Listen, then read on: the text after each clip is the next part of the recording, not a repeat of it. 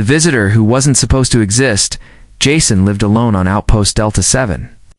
It was a forgotten mining station near a dead star. The place was cold, dark, and silent. Only the humming of machines and the wind outside filled the air. He had been here for 2 years, no contact, no visitors, no noise, just him. The rusted walls and his memories. One day something changed. An alarm beeped, slow and steady. A crash had been detected on the far side of the outpost. Jason looked at the screen. An unknown ship had fallen from orbit. His heart beat faster. No one should be here. No ship was scheduled and no one knew this place still existed. He hesitated. Staring at the blinking red dot on the screen, he could ignore it. That was protocol. Stay safe. Stay hidden. But Jason was tired of silence. He picked up his coat, loaded his plasma tool, and left the station. Snow crunched beneath his boots. The air outside was thin, but breathable. He moved quickly across the frozen field. There it was, the crash site. A black, alien-looking ship sat half buried in ice, smoke rising from its side. Jason stepped closer. Out. The door of the ship was open. Slightly inside he saw her, a woman, unconscious. Dressed in armor that shimmered like liquid metal, her skin was pale, almost silver, and her hair was dark blue. She didn't look human, but she was breathing. Jason paused. Was she dangerous? But something about her face, calm and still, made him decide. He pulled her out and carried her back to the outpost. Inside, he placed her on the med table. His AI assistant scanned her body vital signs, stable, but unknown species. Jason watched. Her, confused and curious, she had strange markings on her arms. Like symbols or language, her fingers were longer than his, and she had small lines running under her eyes. Alien for sure, but beautiful in a strange way. Hours passed. Jason stayed nearby, working on the computer, checking the sensors again. No other ships, no signals. Who was she, and why was she alone? Then suddenly her eyes opened. They glowed silver in the dim light. She sat up fast. Like a soldier waking from a dream, Jason stepped back, holding his tool up. "I'm not going to hurt you," he said slowly. She didn't reply. She looked around, scanned the room, and then focused on him. "Jason Hale," she said in a calm, robotic voice. Jason froze. "How do you know my name?" he asked. She didn't answer. Instead, she placed a hand on her chest, as if checking something inside her armor. Then she whispered, "Target located." Her fingers twitched, as if ready to reach for a hidden weapon. Jason saw it, but didn't move. His heart raced. Was she here to kill him? If yes, why wait? But she didn't attack. She looked at him for a long moment, eyes narrowing. Something in her expression changed, confusion, maybe even doubt. Jason spoke again. "I saved you. I pulled you from the crash. You were unconscious? Why are you here?" She didn't reply. She looked down, breathing slowly. Her voice was softer now.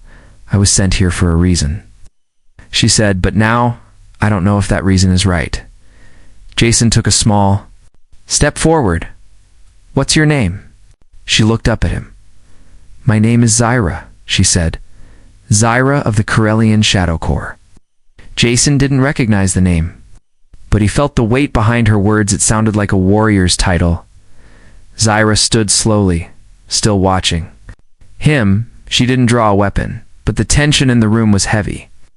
Two beings alien to each other, trapped in silence, both trying to decide what came next. Then the lights flickered. Jason's screen blinked, alert. A patrol drone was entering orbit. Zyra saw it too. "You have enemies watching this place?" she said. Jason nodded. "And now they've seen you." She looked at him again, this time not like a target, but like a partner. Or maybe a mistake she didn't expect to care about. Jason didn't understand why, but something in her eyes told him this was just the beginning. Asterisk darkness. Silence. A floating feeling like drifting through space without a ship. Zyra was not awake, not asleep. She was inside her own memory. Flashes of training, cold steel walls, voices barking, orders, feel nothing. They told her kill fast, never doubt. Pain sharpened her mind, obedience was her first skill, and death was her second. She remembered her first killer. Rebel scientists who tried to protect humans. She remembered his eyes before he died. He didn't beg, he just asked, "Do you even know why you're doing this?" She had no answer then.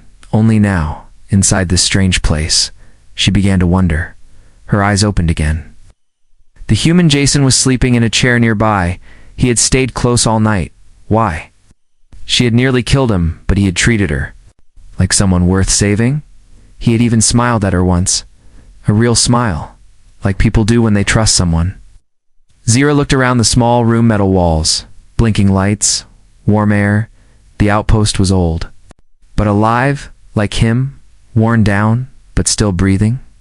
She stood up quietly. No weapons, no armor nowed. Just her suit and her mission still echoing in her head. Terminate Jason Hale, last threat to the directive. But was he truly a threat?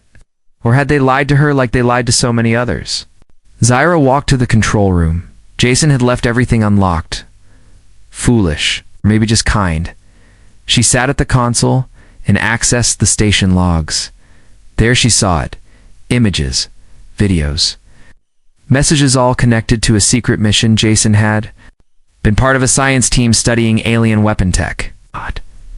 But they found something they weren't supposed to. Something dangerous. Something about Zyra's people, the Chirelians. They had erased the team, destroyed the base. Only Jason escaped.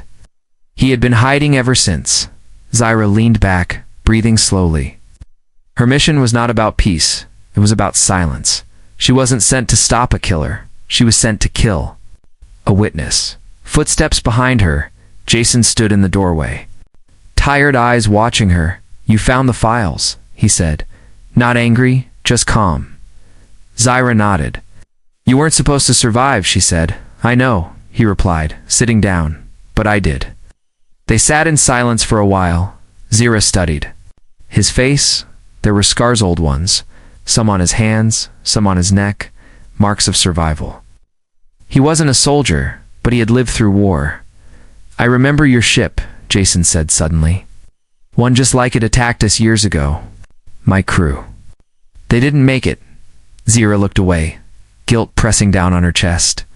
She had probably trained with the ones who killed them, maybe even given the order herself. And now, she was sitting here talking to the last one left. Jason stood up and placed a small object on the table. It was a photo, a young boy, him standing with his parents.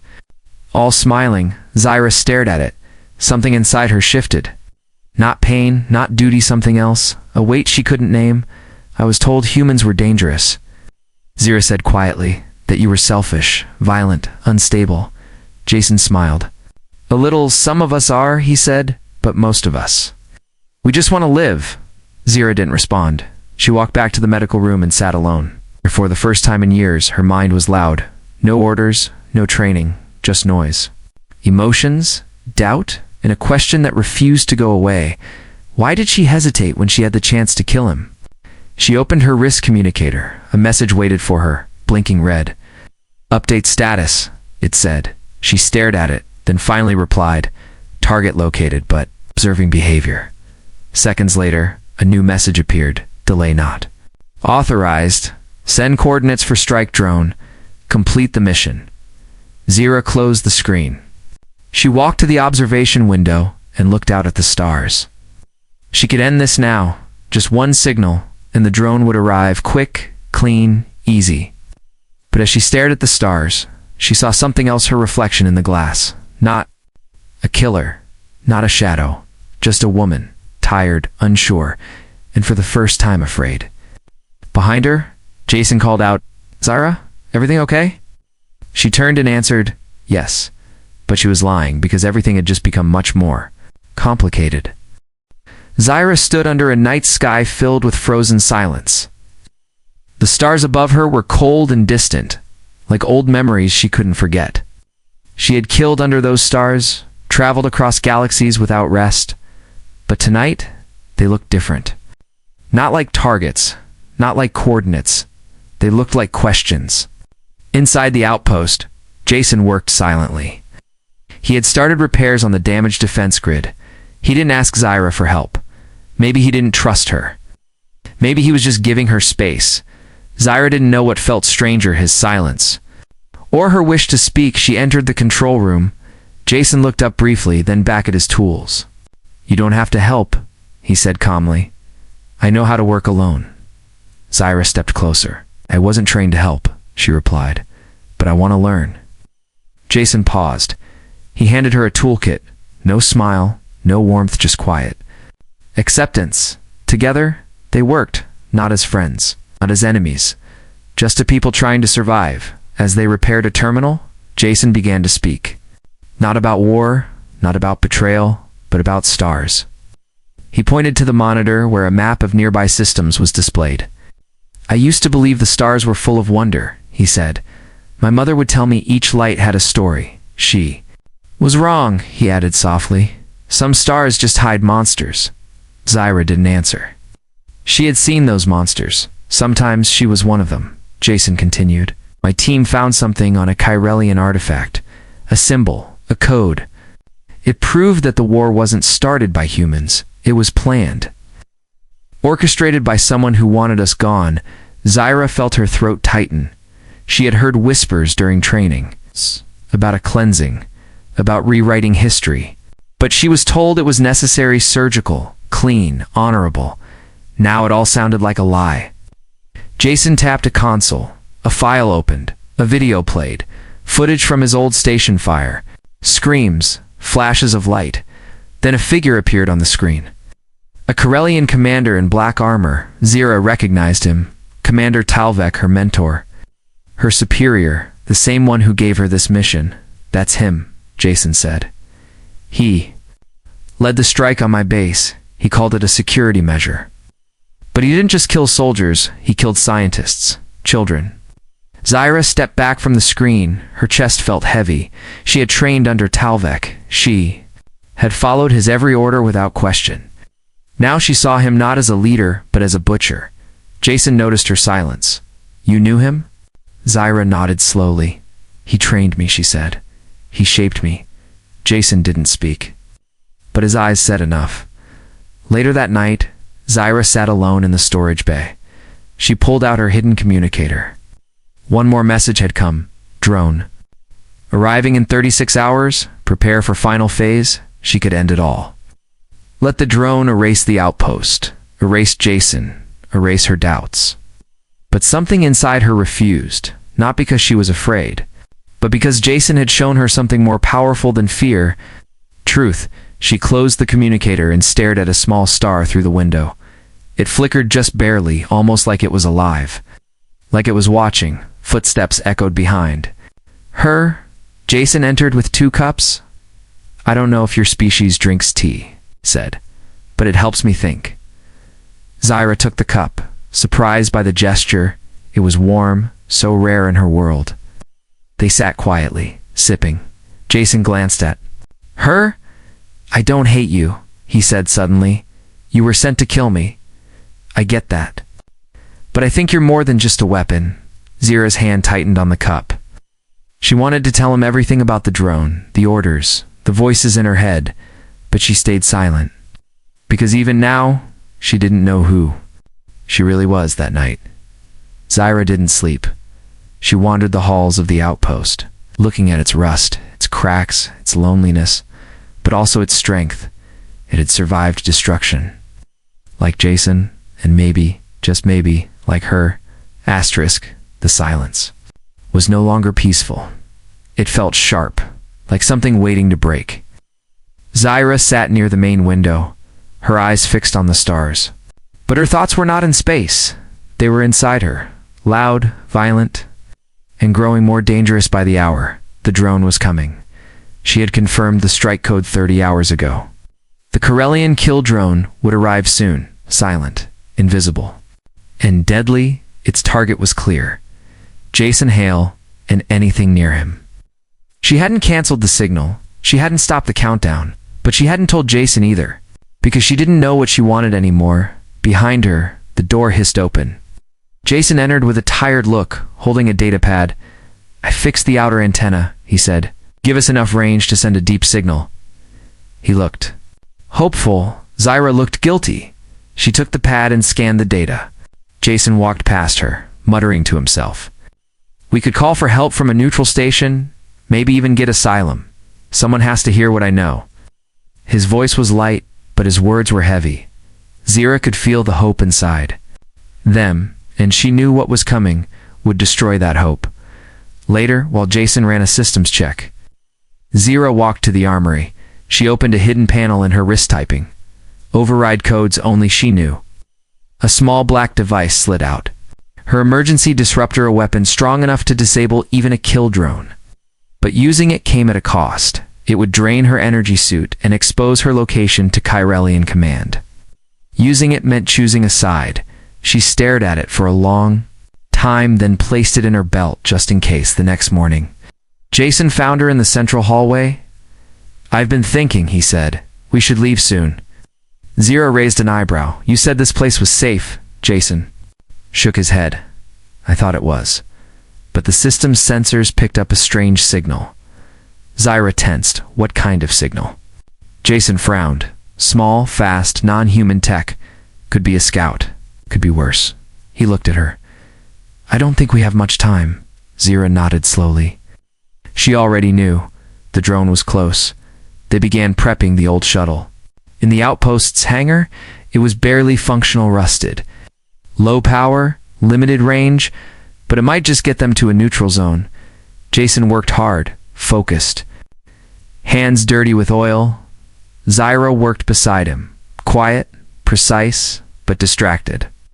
Every few minutes, she looked at the sky through the open hangar door, waiting for death that night, as the power cells charged.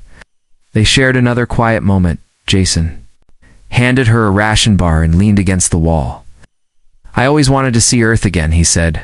"Hear real wind, not just the hum of fans." Zira watched him carefully. She had no home planet, no childhood memories, no favorite season. She only had training orders, silence.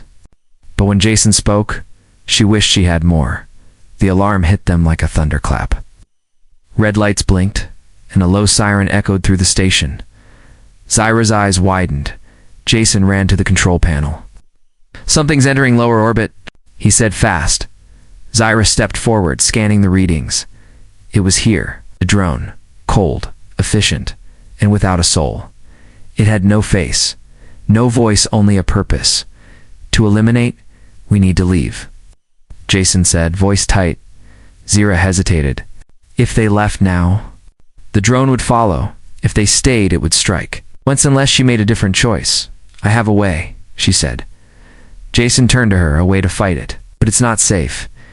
Jason looked her in the eyes. Neither is waiting. They ran to the outer deck. The stars above were still. But she knew death was watching. Zira pulled the disruptor from her belt. Jason looked at it, confused. "What is that?" "Something I was never supposed to use," she answered. She stepped onto the launch platform, held the device high and activated it. A pulse shot into the sky, silent, invisible to the human eye. But powerful, the kind of power that could wake gods or kill shadows. The drone reacted immediately. It appeared briefly and cloaked, shaking in the energy wave.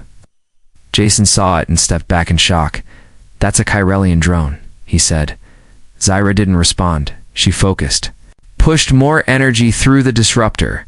The drone jerked once, then collapsed. Crashing into the ice beyond the ridge, it was over, but not without cost. Zira fell to one knee, weak. Her suit flickered energy low. Jason ran to her side. "What did you do?" he asked, breathless. She looked up. "I broke my orders," she said. "I chose you." The outpost had never been so quiet.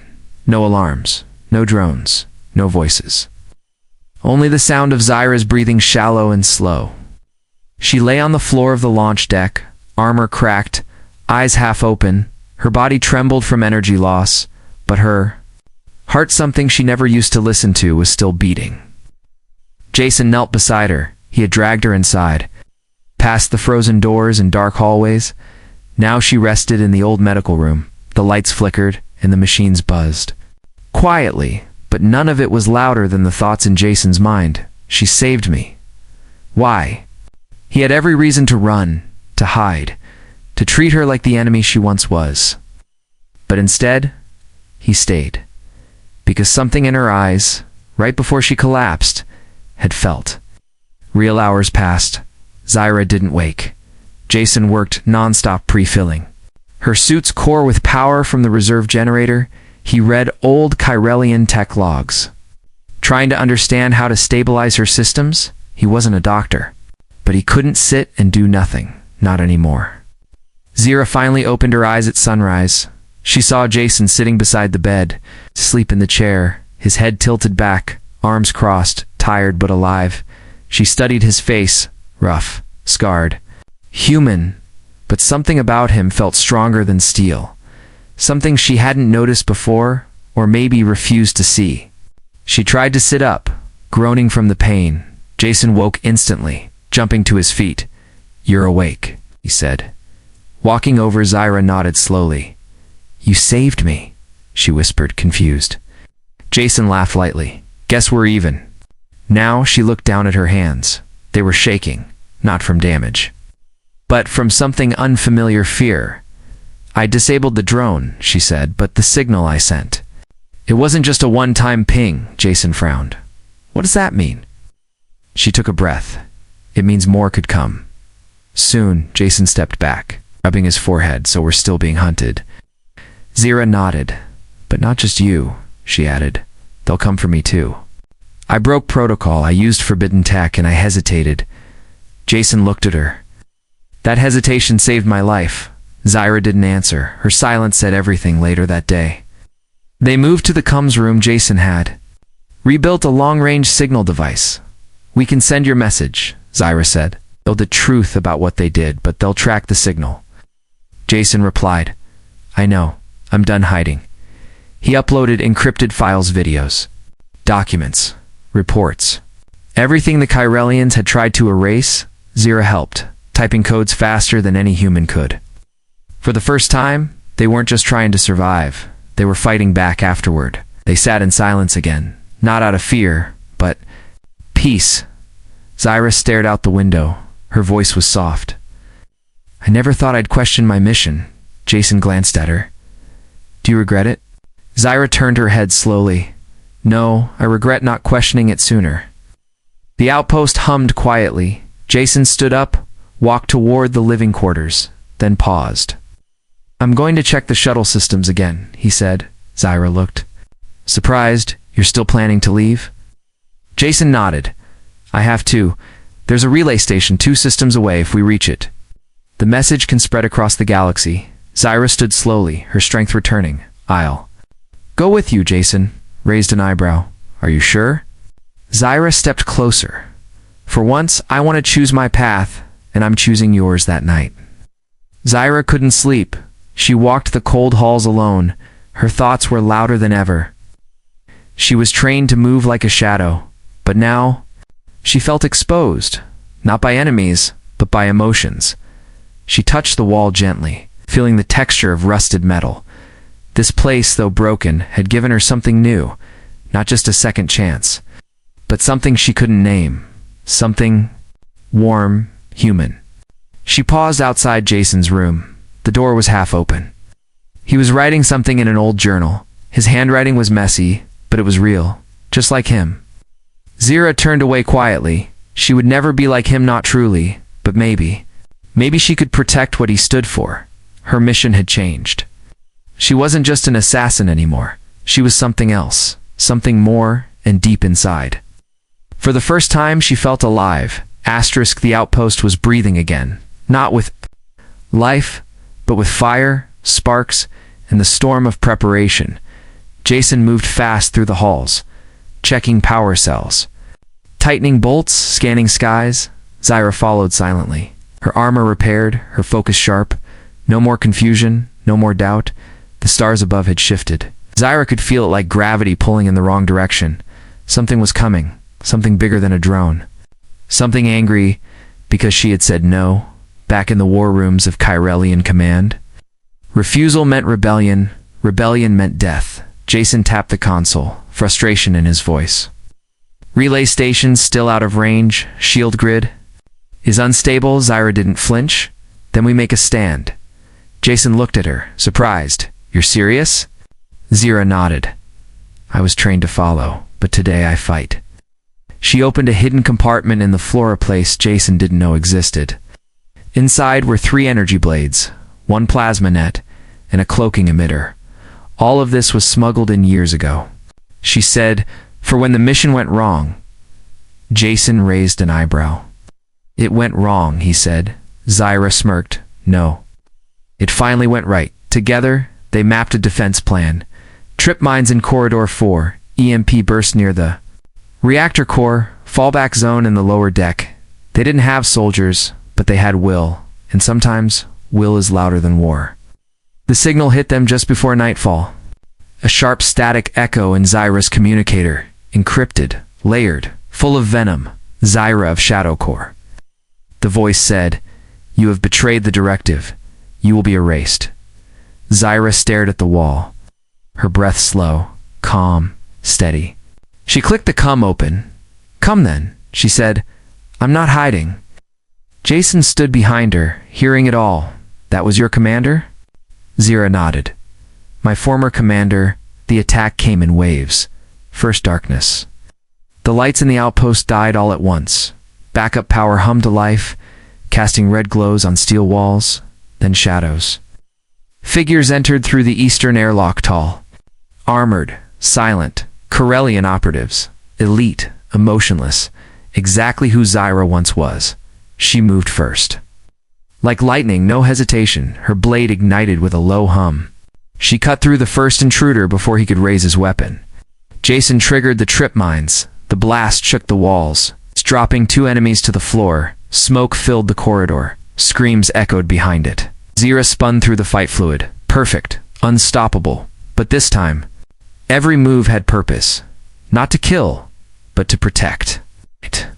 Jason backed into the lower deck, holding off a flanker with a shock baton. He wasn't trained like her, but survival had sharpened him in different ways, and now he fought for something bigger. Then escape. Zyra reached the command deck again, her breath heavy, armor cracked, eyes glowing bright. Another transmission came in. "Final warning," said the voice. "Submit, Zyra." She stared at the console, then reached down, pulled out her identity cord, the tiny crystal that linked her to the Shadow Core. She placed it on the floor and crushed it under her heel. "No," she said. "I submit to nothing." The enemy paused. The operatives froze, disconnected from their hive leader. For the first time they hesitated, and hesitation, Zyra knew, was weakness. She moved with final fury. 1 strike, 2, 3 until silence returned. Jason limped up behind her, bruised but alive. The station was torn, but still standing. They stood together, side by side, both bleeding, both breathing. Survivors. It's not just of battle, but of transformation. "You crushed your core," Jason said. Looking down, Zyra nodded. "No more code," she said. "No more chains." Jason looked at her like, "Seeing her for the first time? You're free," he whispered. Zyra looked up at the sky, empty again. "For now, I don't know what that means," she said, "but I want to find out." Jason smiled. "Well," he said, "we've got a ship, a broken station, and a message to deliver." Zyra turned to him. "Then let's finish what we started." The stars didn't feel cold anymore. They felt alive, like they were listening, like they had been watching this story from the beginning. Zyra stood at the edge of the old outpost's launch deck, her armor scratched, her energy low, but her mind clear. For the first time in her life, she was not waiting for an order. She was riding one. Behind her, Jason checked the shuttle's systems. The ship was ready, small, old, and patched together from broken parts. But it had one thing that most didn't. Purpose. The data was secure. The message they crafted, Jason's truth, Zyra's confession, the Corellian crimes, was loaded into the ship's core. All they had to do now was deliver it. But the silence was too perfect. Too quiet. Zyra felt it before she saw it. One last signature blinking on the scanner. Ship larger than any before, not a drone, a command vessel, personal. She narrowed her eyes. "Talvek," she whispered. Jason stepped beside her. "Your old commander." Zyra nodded. "He came himself moments later." A voice echoed through the outpost's main speaker. It was smooth, confident, full of venom. "Zyra," it said, "you disappoint me. You were perfect, a shadow without questions. And now, here you are, standing beside a human traitor." Zyra stepped closer to the console and activated her end of the channel. "No," she said. "I'm standing beside truth." A pause, then cold laughter. "You know how this ends," Telvek replied. "You have one last chance. Return. Deliver the human, and I'll erase your betrayal." Jason looked at her, tense. Zyra didn't blink. She stared at the stars and replied in a voice that didn't shake. "This is my last order," she said. "I protect him. I protect the message. And I protect the future you tried to bury." There was no reply, only a countdown. 10 seconds, the final strike. Zyra turned to Jason. "We don't have time to fight him," she said. "But we can distract him." Jason shook his head. "You're not staying behind." Zyra walked up to the console, fingers moving fast. "I can buy you 10 minutes, she said. "Enough to reach jump speed," Jason's voice cracked. "Zyra, don't." She turned to him, and for the first time, she smiled. The smirk of a killer, but the soft human smile of someone who had found peace. "I was made to take lives," she said, "but today, I give one." Jason stepped forward, grabbing her wrist, his voice low, desperate. "You don't have to prove anything." Zyra looked into his eyes. "No," she whispered, "but I want to." She placed something in his hand, a memory crystal. "It holds everything," she said, "about me, about them, about what I was. Tell the galaxy." Jason stared at her, then nodded. No more arguments, no more time. He entered the shuttle, closed the hatch. Zyra watched as the engines warmed. Up, the ship rose slowly, and then it launched. Talvik's ship responded immediately, firing a heavy beam toward the shuttle. But Zyra stepped into the control core and did what no Curelian ever did. She overloaded her armor, her life energy, her soul, into one last pulse. A blinding light erupted from the outpost. The beam shattered. Talvik's ship was struck by the wave systems fried, engines dead, and in the center of it, all Zyra's heartbeat. Then silence. In the distance, Jason's shuttle escaped. Into the void, carrying the truth and the memory of a woman who was never meant to care. But did anyway. 3 weeks later, the files spread across communication lines. Broadcasted across neutral space, Zyra's voice told the truth. And Jason's story reminded the galaxy that sometimes the most dangerous weapon is not power, but love, not loyalty, but choice. On a quiet green world far from war, Jason stood by a lake, holding the memory crystal inside Zyra's last message. "Played, if you're seeing this," she said, "then I became more than a shadow. I became someone who mattered." Jason smiled at the sky. "You did," he whispered. "You still do."